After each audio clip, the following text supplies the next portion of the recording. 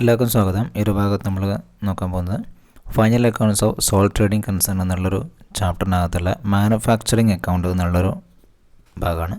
Manufacturing അക്കൗണ്ടിൻ്റെ കേസിൽ ഒരു മാനുഫാക്ചറിങ് കൺസേൺ റോ മെറ്റീരിയൽസ് വാങ്ങുകയും അത് പ്രോസസ് ചെയ്യുന്നു, പിന്നീട് ഫിനിഷ്ഡ് ഗുഡ്സ് ആക്കിയിട്ട് മാറ്റുന്നു, സെയിൽസിന് വേണ്ടിയിട്ട് ഫിനിഷ്ഡ് ഗുഡ്സ് ആക്കിയിട്ട് മാറ്റുന്നു.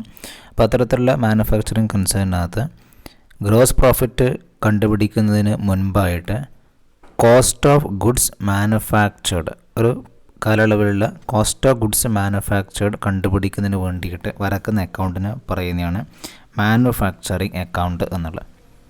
മാനുഫാക്ചറിങ് അക്കൗണ്ടിൻ്റെ പ്രധാനപ്പെട്ട ഉദ്ദേശം എന്ന് പറഞ്ഞാൽ to ascertain the cost of manufacturing goods ascertain ചെയ്യുക എന്നുള്ളതാണ് മാനുഫാക്ചറിങ് അക്കൗണ്ടിൻ്റെ പ്രധാനപ്പെട്ട ഉദ്ദേശം എന്നുള്ളത്. ഇനി മാനുഫാക്ചറിങ് അക്കൗണ്ടിനകത്ത് നമ്മുടെ എല്ലാ എക്സ്പെൻസും മാനുഫാക്ചറിങ് ആക്ടിവിറ്റീസുമായിട്ട് റിലേറ്റ് ചെയ്തിട്ടുള്ള എല്ലാ എക്സ്പെൻസും നമ്മൾ ഡെബിറ്റ് ചെയ്യുകയാണ് ചെയ്യുന്നത്. എക്സ്പെൻസ് എല്ലാം ഡെബിറ്റ് ചെയ്യുന്നു.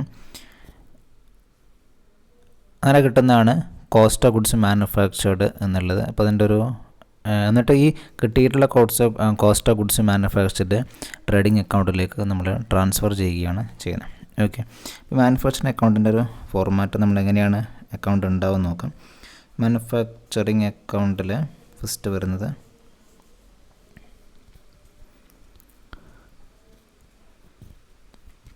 റോ മെറ്റീരിയൽ കൺസ്യൂംഡ് എന്നുള്ളത് ഇവിടെ വരും. റോ മെറ്റീരിയൽ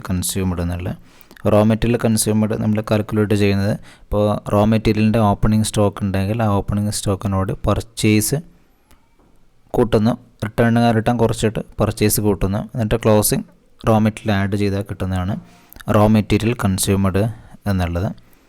പിന്നെ വർക്ക് ഇൻ പ്രോഗ്രസിൻ്റെ ഓപ്പണിംഗ് സ്റ്റോക്ക് ഉണ്ടെങ്കിൽ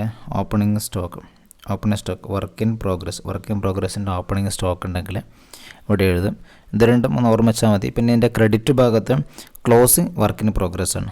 ക്ലോസിങ് വർക്ക് ഇൻ പ്രോഗ്രസ്, ഇവിടെ ഓപ്പണിംഗ് വർക്ക് ഇൻ പ്രോഗ്രസ് ആണ്, ഇവിടെ ക്ലോസിങ് വർക്ക് ഇൻ പ്രോഗ്രസ് ആണ്. പിന്നെ സ്ക്രാപ്പ് സെയിൽ ചെയ്യുന്നുണ്ടെങ്കിൽ ആ ഒരു ഐറ്റം ഇവിടെ വരും, സെയിൽ ഓഫ് സ്ക്രാപ്പ് എന്നുള്ള അപ്പോൾ ഇത്രയാണ് ഇതിനകത്ത് വരുന്നത്. പിന്നെ ഇതിൻ്റെ ഡെബിറ്റ് ഭാഗത്ത് വരുന്ന ഐറ്റംസ് എന്ന് പറഞ്ഞാൽ മാനുഫാക്ചറിങ് ആക്ടിവിറ്റീസായിട്ട് റിലേറ്റ് ചെയ്തിട്ടുള്ള എല്ലാ എക്സ്പെൻസും നമ്മുടെ ഡെബിറ്റ് സൈഡിൽ എഴുതുകയാണ് ചെയ്യുന്നത്. എല്ലാ എക്സ്പെൻസും ഡെബിറ്റ് സൈഡിനകത്ത് വരും.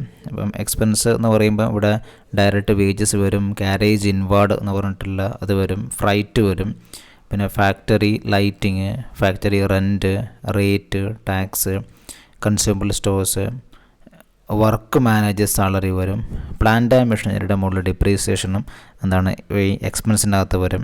പിന്നെ ഇൻഷുറൻസ്, പ്ലാന്റ് ആൻഡ് മെഷീനറിയുടെ മുകളിനകത്തുള്ള ഇൻഷുറൻസ് എന്നുള്ളത്, റിപ്പയർ, മറ്റ് ഫാക്ടറി എക്സ്പെൻസ്, ഇതൊക്കെ വരുന്നതാണ് ഈ എക്സ്പെൻസ് എന്നുള്ള കാറ്റഗറിനകത്ത് ഇവിടെ വരുന്നത്. നമുക്ക് ഈ ഒരു അക്കൗണ്ട് ഇങ്ങനെ നമ്മൾ ബാലൻസ് ചെയ്ത് കിട്ടുന്ന എമൗണ്ട് ആയിരിക്കും കോസ്റ്റ് ഓഫ് ഗുഡ്സ് മാനുഫാക്ചേർഡ് എന്നുള്ളത്. ഇവിടെ കിട്ടുന്നതാണ് കോസ്റ്റ് ഓഫ് ഗുഡ്സ് മാനുഫാക്ചേർഡ്. അതായത് ഇവിടെയുള്ള എമൗണ്ടിൽ നമ്മൾ എഴുതിയിട്ട് നമ്മളെ അക്കൗണ്ട് നമ്മൾ ബാലൻസ് ചെയ്താൽ കിട്ടുന്ന എമൗണ്ടിനെ പറയുന്നതാണ് കോസ്റ്റ് ഓഫ് ഗുഡ്സ് മാനുഫാക്ചർഡ് എന്നുള്ളത്. ഈ cost of goods manufactured trading അക്കൗണ്ടിലേക്ക് ട്രാൻസ്ഫർ ചെയ്യുകയാണ് ചെയ്യുന്നത്. അതായത് ട്രേഡിംഗ് അക്കൗണ്ട് നമുക്ക് വരക്കാൻ അറിയാം. ആ ട്രേഡിംഗ് അക്കൗണ്ട് വരക്കുമ്പോൾ അതിൽ ഫിനിഷ്ഡ് ഗുഡ്സിൻ്റെ ഓപ്പണിംഗ് സ്റ്റോക്ക് ഉണ്ടെങ്കിൽ അത് ആദ്യം എഴുതും. എന്നിട്ട് ഈ കോസ്റ്റ് ഓഫ് ഗുഡ്സ് മാനുഫാക്ചറിങ് അക്കൗണ്ടിനകത്ത് ട്രാൻസ്ഫർ ചെയ്യുന്ന ഈ കോസ്റ്റ് ഓഫ് ഗുഡ്സ് മാനുഫാക്ചർഡ് എന്നുള്ള ട്രേഡിംഗ് അക്കൗണ്ടിൻ്റെ ഡെബിറ്റ് ഭാഗത്ത് ഐറ്റംസ് കാണിക്കുകയാണ് ചെയ്യുന്നത്. അപ്പോൾ ഇങ്ങനെയാണ് നമ്മൾ മാനുഫാക്ചറിങ് അക്കൗണ്ട് എന്നുള്ള അക്കൗണ്ട് വരക്കുന്നത്. മാനുഫാക്ചറിങ് കൺസേൺസിനകത്ത് കോസ്റ്റ് ഓഫ് ഗുഡ്സ് അല്ലെങ്കിൽ മാനുഫാക്ചറിങ് കോസ്റ്റ് കണ്ടുപിടിക്കുന്നതിന് വേണ്ടിയിട്ട് വരക്കുന്ന അക്കൗണ്ടിനെ പറയുന്നതാണ് മാനുഫാക്ചറിങ് അക്കൗണ്ട് എന്നുള്ളത്.